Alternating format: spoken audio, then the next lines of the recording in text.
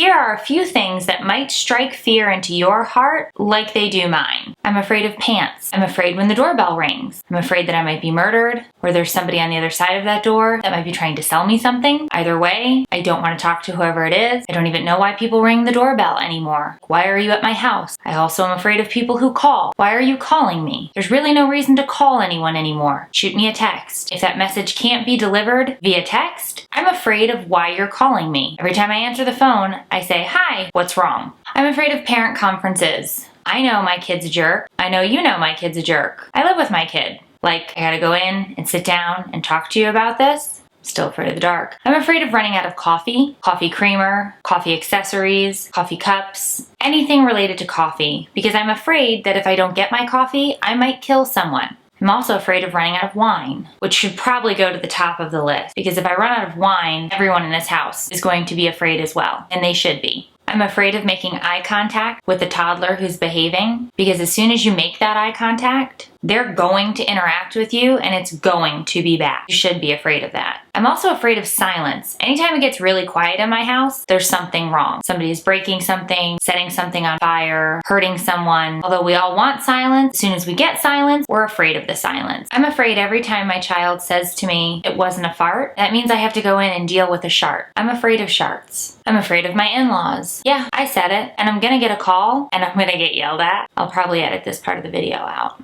I'm afraid of those bills that come in the mail that have big red letters on them that say urgent or final notice, and the business manager is going to find out about it. I'm afraid of sharks. It's just personal fear, but I'm pretty sure that I will die as a result of a shark attack, which is pretty odd because I don't swim in the ocean. I'm afraid that if I don't cover up my feet at night when I'm laying in bed, that somebody will break into my home and then crawl underneath my bed and then reach their arm up and grab my foot and drag me under the bed. That's a legitimate fear, I think. I'm afraid of the things that my kids are going to say when they've met somebody for the first time, mostly because I've raised my children. You never ever know what's going to come out of a kid's mouth. I'm afraid of pooping in public. I've pretty much never done it, but I know at some point it's going to have to happen. I always fear Monday.